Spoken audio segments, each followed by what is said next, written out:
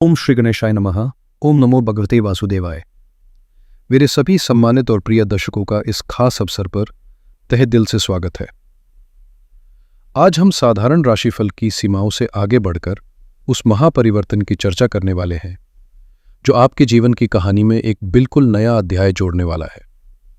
Mean राशि के जातकों के मन में पिछले 1-1.5 साल से एक ही सवाल गूंज रहा है, आखिर ये संघर्ष कब थमेगा, ये बेचैनी कब कम होगी, करियर में ये रुकावट कब हटेगी।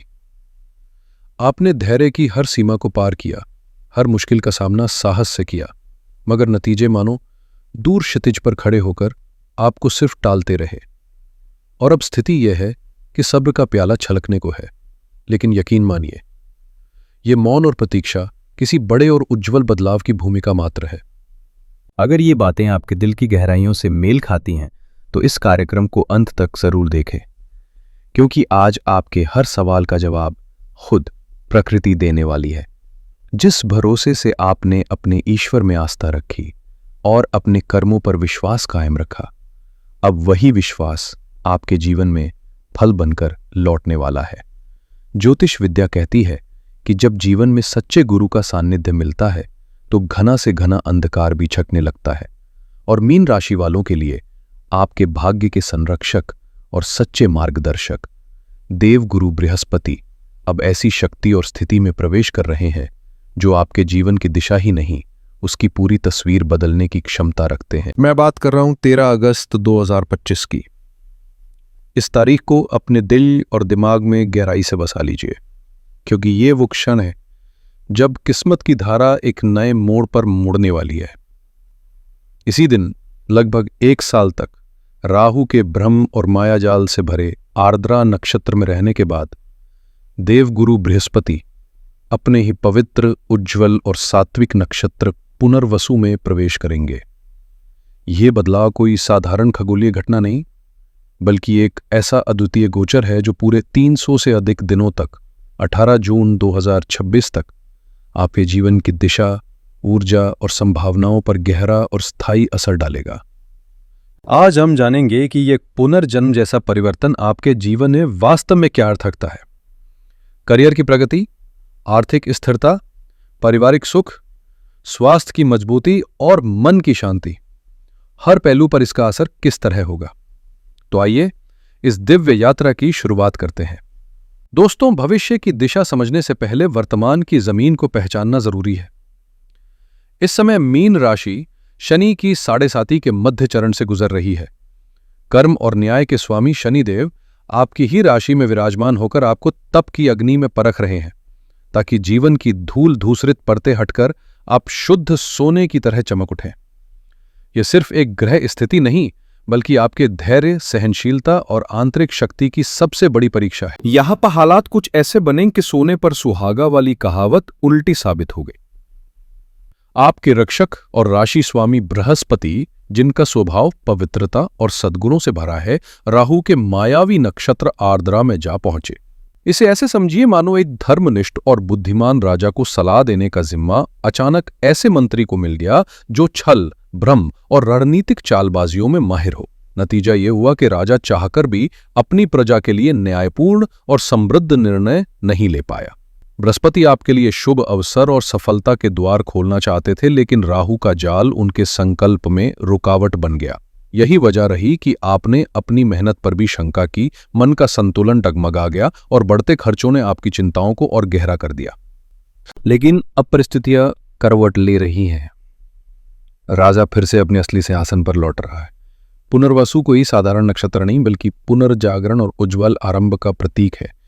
वाल्मीकि रामायण में वर्णन मिलता है कि इसी दिव्य नक्षत्र में, कर्क लग्न में, जब 5 ग्रह अपने उच्च स्थान पर थे, तब मर्यादा पुरुषोत्तम भगवान श्री राम का जन्म हुआ था।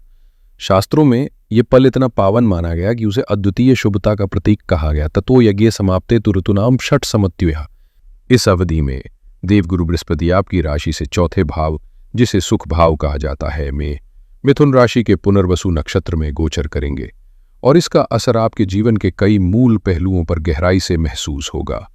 यह भाव केवल घर, वाहन और संपत्ति तक सीमित नहीं, बल्कि आपकी माता के स्नेह, पारिवारिक सामंजस्य और मानसिक शांति का भी प्रतीक है। लंबे समय से परिवार में चल रहे तनाव, गलतफहमियां या मनमुटाव अब धीरे धीरे समाप्त होंगे और घर का माहौल एक बार फिर सौहार्द और सुकून से भर जाएगा। इस अवधि में किसी मांगलिक या धार्मिक आयोजन की प्रबल संभावना है, जिससे घर में सकारात्मक ऊर्जा और भी बढ़ेगी। यदि आपकी माता के स्वास्थ्य को लेकर मन में चिंता थी, तो अब उसमें स्पष्ट सुधार दिखाई देगा और उनके साथ आपके रिश्ते पहले से अधिक गहरे, भावनात्मक और स्नेहपूर्ण बनेंगे। यह समय भूमि, भवन या वाहन खरीदने के लिए अत्यंत शुभ संयोग लेकर आ रहा है। यदि कोई प्रॉपर्टी का मामला लंबे समय से अटका हुआ था या आप नए घर का सपना देख रहे थे, तो देवगुरु का आशीर्वाद उसे साकार करने में मदद करेगा। घर के नवीनीकरण, साज सज्जा या सुविधाओं में सुधार पर भी आप मन से और खुलकर निवेश कर पाएंगे। इस अवधि का सबसे अनमोल उपहार होगा मानसिक शांति। साढ़े साती के कारण मन में जो अनजाना भय और चिंता घर कर गए थे, वे अब छट जाएंगे। भीतर एक गहरी स्थिरता और आत्मविश्वास लौटेगा, जिससे आपके निर्णय पहले से कहीं अधिक स्पष्ट, सटीक और प्रभावशाली होंगे। चौथे भाव में स्थित गुरु की पूर्ण दृष्टि जब आपके कर्म भाव पर पड़ेगी, जिसके स्वामी भी स्वयं गुरु है, तो यह लगभग एक असाधारण राजयोग का निर्माण करेगा। नौकरी पेशा लोगों के लिए यह प्रमोशन, वेतन वृद्धि या बेहतर अवसर की संभावना को बेहद प्रबल बना देगा। इस अवधि में कार्यस्थल पर आपके वरिष्ठ न केवल आपके काम की खुलकर प्रशंसा करेंगे, बल्कि आपको किसी महत्वपूर्ण परियोजना या बड़ी जिम्मेदारी का नेतृत्व भी सौंप सकते हैं। व्यवसायियों के लिए यह समय सचमुच स्वर्ण युग जैसा होगा। व्यापार का दायरा बढ़ेगा, लाभप्रद साझेदारियां स्थापित होंगी और धन का प्रवाह पहले से कहीं अधिक तेजी से होगा। जो लोग शिक्षा, कंसल्टेंसी, वित्त, कानून, आध्यात्मिक मार्गदर्शन या खाद्य उद्योग से जुड़े हैं, उनके लिए यह समय असाधारण अवसर लेकर आएगा। यदि आप लंबे समय से कोई नया व्यवसाय या प्रोजेक्ट शुरू करने की योजना बना रहे थे, तो 13 अगस्त के बाद का दौर इसके लिए सबसे अनुकूल है, जहां परिस्थितियां, संसाधन और सही लोग स्वतः आपके पक्ष में एकत्रित होते चले जाएंगे। गुरु की पंचम दृष्टि जब आपके अष्टम भाव पर पड़ रही है, तो ये जीवन में छुपे खजानों और अनपेक्षित लाभ के द्वार खोल सकती है। ये भाव आकस्मिक घटनाओं, गूढ़ ज्ञान और पैतृक संपत्ति से जुड़ा होता है। इसलिए इस समय आपको अचानक धन की प्राप्ति संभव है, चाहे वो किसी पुरानी बीमा पॉलिसी के परिपक्व होने से हो, विरासत में संपत्ति मिलने से या ससुराल पक्ष से प्राप्त लाभ के रूप में। अब तक जो अदृश्य और रहस्यमयी रुकावटें आपके प्रयासों को बार बार विफल कर रही थी, गुरु की ये दृष्टि उनके मूल कारण को जड़ से समाप्त कर देगी। जो लोग ज्योतिष, तंत्र मंत्र, आध्यात्मिक साधना या किसी भी तरह के शोध में संलग्न है, उन्हें अपनी विद्या में नई गहराई और संभावित सिद्धियों की प्राप्ति होगी। वहीं गुरु की 9वीं दृष्टि आपके 12वें भाव पर पड़ रही है, जहां पहले से राहु विराजमान है। राहु के कारण जो अनावश्यक खर्च और फिजूल खर्ची आपके वित्त को कमजोर कर रही थी, गुरु का ये प्रभाव उस पर नियंत्रण स्थापित कर आर्थिक स्थिरता प्रदान करेगा। अब आप अपनी आय का सही प्रबंधन करते हुए बचत और समझदारी भरे निवेश पर अधिक ध्यान केंद्रित कर पाएंगे। विदेश से जुड़े कार्यों में सफलता के अवसर प्रबल होंगे। जो छात्र उच्च शिक्षा के लिए विदेश जाने का सपना देख रहे हैं या जो लोग वहां स्थायी रूप से बसना चाहते हैं, उनके लिए मार्ग खुलेंगे। इंपोर्ट एक्सपोर्ट के व्यापार में भी उल्लेखनीय लाभ की संभावना है। चूंकि 12वां भाव आपके निजी जीवन और बेडरूम से भी जुड़ा है, राहु के कारण जो तनाव या दूरी पैदा हो रही थी, गुरु की दृष्टि उस पर अमृत समान प्रभाव डालकर वैवाहिक जीवन में नई ऊर्जा, स्नेह और सामंजस्य भर देगी। और दोस्तों, अब आते हैं इस पूरे गोचर के सबसे प्रभावशाली और शुभ दौर पर, जब लगभग 49 दिनों के लिए 18 अक्टूबर से 5 दिसंबर तक देवगुरु बृहस्पति अपनी उच्च राशि कर्क में आपके पंचम भाव में विराजमान होंगे और नक्षत्र रहेगा वही पुनर्वसु, जो नए अवसरों और सौभाग्य का सशक्त द्वार खोलने वाला है। जब गुरु उच्च स्थान पर हों, वो भी त्रिकोण भाव में और अपने ही नक्षत्र में, तो ये संयोग सचमुच दुर्लभ और अत्यंत प्रभावशाली बन जाता है। जो दंपत्ति संतान सुख की कामना कर रहे हैं, उनके लिए यह समय किसी आशीर्वाद से कम नहीं। संभावना है कि आपकी गोद भर जाए, जिनके जीवन में पहले से संतान का सुख है, उन्हें उनके बच्चे की ओर से कोई बड़ी खुशी मिल सकती है, चाहे वो पढ़ाई में उत्कृष्ट प्रदर्शन हो या करियर में उल्लेखनीय उपलब्धि। विद्यार्थियों के लिए यह अवधि स्वर्णिम अवसर लेकर आएगी। स्मरण शक्ति और एकाग्रता अपने सर्वोच्च स्तर पर होगी, जिससे किसी बड़ी प्रतियोगी परीक्षा में सफलता के योग प्रबल हो जाएंगे। आप कोई नई कला, कौशल या कोर्स भी सीख सकते हैं, जो आपके करियर को नई ऊंचाइयों तक पहुंचाएगा। प्रेम संबंधों के लिए भी यह समय बेहद अनुकूल रहेगा, जहां भावनाओं में गहराई और रिश्तों में स्थिरता बढ़ेगी। यदि आप विवाह के इच्छुक हैं, तो इस अवधि में रिश्ते की बातचीत तेजी से आगे बढ़ सकती है। जो लोग कला, लेखन, संगीत या किसी भी रचनात्मक क्षेत्र से जुड़े हैं, उनकी सृजनशीलता अपने चरम पर होगी और उनके कार्य को प्रशंसा के साथ साथ मान सम्मान भी प्राप्त होगा। पंचम भाव से गुरु की सीधी दृष्टि आपके भाग्य भाव और लाभ भाव दोनों पर पड़ेगी, जिसका अर्थ है कि इन 49 दिनों में आप जो भी प्रयास करेंगे, उसमें किस्मत आपका पूरा साथ देगी और हर ओर से लाभ के अवसर बरसेंगे। ये वास्तव में आपके जीवन का एक सुनहरा दौर होगा।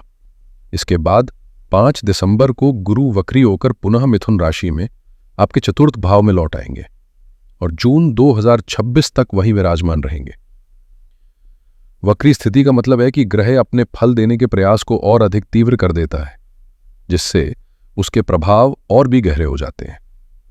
यह चरण आपके पिछले महीनों के प्रयासों को स्थिरता और मजबूती देने वाला होगा। यदि आपने हाल ही में नई नौकरी शुरू की है, तो अब आप उसमें अपनी पकड़ और प्रभाव जमाने लगेंगे। अगर आपने कोई संपत्ति खरीदी है, तो इस समय आप उसमें रहने की शुरुआत करेंगे या उससे आर्थिक लाभ कमाने की दिशा में कदम बढ़ाएंगे। कुल मिलाकर यह अवधि उन सभी अधूरे कार्यों को पूर्णता देने का अवसर है, जिन्हें आपने हाल ही में आरंभ किया था।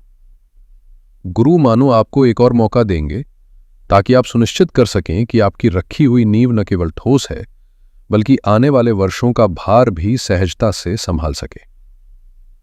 और दोस्तों, याद रखिए, जब समय आपके पक्ष में हो, तब सतर्कता और समझदारी पहले से भी अधिक जरूरी हो जाती है। अहंकार से दूरी बनाए रखे और सफलता को अपने सिर पर हावी न होने दे, क्योंकि इस समय शनिदेव आपकी क्षमता और धैर्य की परीक्षा ले रहे हैं। याद रखिए, विनम्रता ही वो गुण है जो ऊंचाइयों पर भी व्यक्ति को स्थिर रखता है, साथ ही आलस्य को तुरंत त्याग दे। जैसा कि तुलसीदास जी ने कहा है, आलसी ही भाग्य को दोष देता है, जबकि सच्चाई ये है कि भाग्य तभी साथ देता है जब कर्म सक्रिय हो। अभी किस्मत आपके पक्ष में है, लेकिन मेहनत की मशाल आपको ही चलानी होगी। स्वास्थ्य की दृष्टि से भी सावधानी जरूरी है, क्योंकि गुरु का सीधा संबंध लिवर और मोटापे से माना जाता है। अपने आहार को हल्का, सात्विक और संतुलित रखें। तैलीय, भारी और तामसिक भोजन से दूरी बनाएं। अब आइए मैं आपको कुछ ऐसे अचूक उपाय बताता हूं जो इस समय को और भी मंगलमय बना सकते हैं। विष्णु सहस्र नाम को अपने दैनिक जीवन का अभिन्न हिस्सा बना लें। सुबह सुबह इसका पाठ करें या कम से कम श्रवण अवश्य करें, क्योंकि ये आपके लिए एक अदृश्य और अटूट सुरक्षा कवच की तरह कार्य करेगा। यदि संभव हो तो गुरुवार का व्रत रखें और उस दिन पीली वस्तुओं जैसे चने की दाल, पीले फल या पीले वस्त्र का दान करें। साथ ही केले के वृक्ष पर जल अर्पित करें। प्रतिदिन स्नान के बाद मस्तक पर केसर या हल्दी का तिलक लगाना ना भूलें, क्योंकि ये न केवल आपके आज्ञा चक्र को सक्रिय करेगा, बल्कि गुरु की सकारात्मक ऊर्जा को भी सहज रूप से आपकी ओर आकर्षित करेगा। माता पिता, गुरु और सभी वरिष्ठ जनों के प्रति सम्मान को अपने स्वभाव का हिस्सा बना लें और घर से निकलने से पहले उनके चरण स्पर्श कर आशीर्वाद अवश्य लें। यह छोटा सा कदम गुरु को अत्यंत प्रसन्न कर देता है। गुरुवार के दिन गाय को गुड़ और चने की दाल खिलाना भी एक सरल लेकिन प्रभावशाली उपाय है, जो आपके जीवन में सुख और समृद्धि का प्रवाह बढ़ा सकता है। तो मेरे मीन राशि के प्रिय साथियों, अब तैयारी पूरी कर लें, क्योंकि निराशा और इंतजार के दिन पीछे छूट चुके हैं। देवगुरु बृहस्पति का यह दुर्लभ परिवर्तन, जो लगभग 12 वर्षों में एक बार आता है, आपके जीवन के हर पहलू में नई ऊर्जा, अवसर और सकारात्मक बदलाव लेकर आ रहा है। इस सुनहरे मौके को हाथ से जाने न दें। अपने ज्ञान, ऊर्जा और अनुभव को अब सही दिशा में मोड़ने का समय आ गया है, क्योंकि आने वाले 300 से अधिक दिन पूरी तरह आपके पक्ष में है। ये वही सुनहरा दौर है जब आप अपने अधूरे सपनों को साकार कर सकते हैं, अपनी खोई हुई पहचान को पुनः पा सकते हैं और जीवन में उस ऊंचाई तक पहुंच सकते हैं जिसके आप वास्तव में अधिकारी हैं। मुझे पूरा भरोसा है कि आप इस अद्वितीय अवसर का पूरा लाभ उठाएंगे। यदि मेरी यह बात आपके दिल तक पहुंची हो तो अपना स्नेह और विश्वास बनाए रखें। आने वाला समय आपके लिए अपार शुभता, सफलता और आनंद लेकर आए। इन्हीं मंगल कामनाओं के साथ मैं आपसे विदा लेता हूं। ओम नमः शिवाय।